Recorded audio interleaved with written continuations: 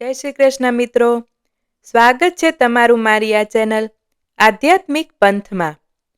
આજે આપણે આ વિડીયોમાં ગૌરી વ્રત એટલે કે મોરાકતનું મહાત્મ્ય તથા તેની પૂજા વિધિ સાંભળીશું.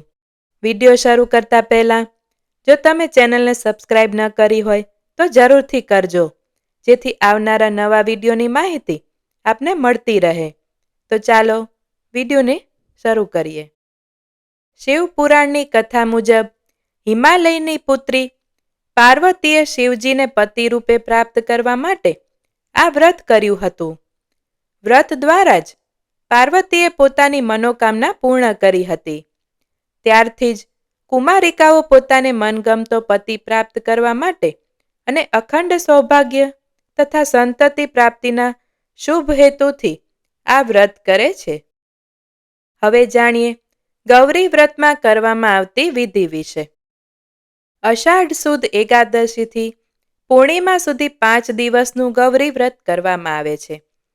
આ વ્રતમાં અષાઢી હરિયાળીને અનુરૂપ જવારાનું પૂજન કરવામાં આવે છે.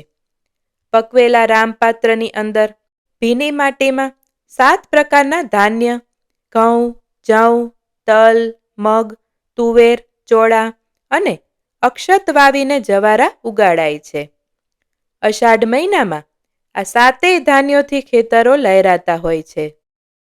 ઘરના મંદિરમાં પાટલા પર કાપડ પાથરી તેના પર મા પાર્વતીનો ફોટો મૂકી તેની સમક્ષ રાખેલા જવારા પાસે ઘીનો દીવો અને અગરબત્તી કરવા. જવારા માતા પાર્વતીનું પ્રતીક છે. રૂની પૂણીને કંકુ વડે રંગી તેમાં ગાંઠો વાળીને નાગલા બનાવી જવારાને ચડાવાય છે. નાગલા શિવનું પ્રતીક છે. શિવ મૃત્યુંજય છે તો માતા પાર્વતી મૃત્યુંજયા છે, માટે બંનેની સંયુક્ત પૂજા કરવામાં આવે છે. આ વ્રતના અનુસંધાનમાં આપણા સારસ્વત કવિ શ્રી રમેશ પારેખે એક સૂચક ગીત લખ્યું છે. ગોરમાને 5 આંગળીએ પૂજ્યા પણ નાગલા ઓછા પડ્યા રે લોલ. નાગલા ચડાવ્યા પછી પંચામૃત ચડાવી ગૌરીમાનું પૂજન કરવું. તેમને અબીલ, ગુલાલ, ચોખા, ફૂલ અને રૂના નાગલા ચડાવવા. રૂના નાગલા રોજ નવા બનાવીને માને ચડાવવા અને પ્રસાદ ધરાવવો. પછી સાચા દિલથી ગૌરીમાને ભાવપૂર્વક, શ્રદ્ધાપૂર્વક પગે લાગવું. માને પગે લાગીને પ્રાર્થના કરવી કે હે માં, હું તારું જ બાળક છું. તમે કૃપા કરીને મને આશીર્વાદ આપો. મારી મનોકામના પૂર્ણ કરો. મને સુખ, શાંતિ અને સમૃદ્ધિ આપો. માં, મને સદ્બુદ્ધિ આપો. મારું સદા રક્ષણ કરજો અને તમારા ચરણોમાં રાખજો. મારી શ્રદ્ધા હંમેશા વધારજો. પછી હાથમાં ચોખા, ફૂલ લઈને શ્રદ્ધાપૂર્વક ગૌરી વ્રતની કથા કોઈના સમક્ષ વાંચવી. ત્યારબાદ માની આરતી કરવી. આ વ્રત કરનારે 5 દિવસ સૂર્યપૂજન પણ કરવું.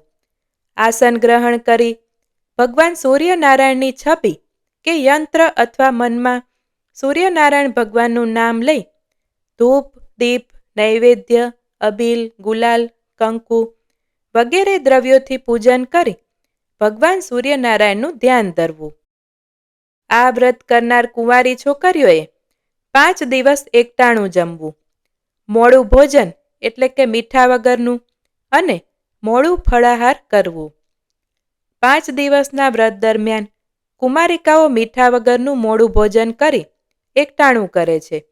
માટે જ અમુક પ્રાંતમાં આ વ્રતને મોળા વ્રત એટલે કે મોળાકત પણ કહે છે. તો આ હતી વ્રતની વિધિ તથા તેમાં કરવામાં આવતી પૂજા.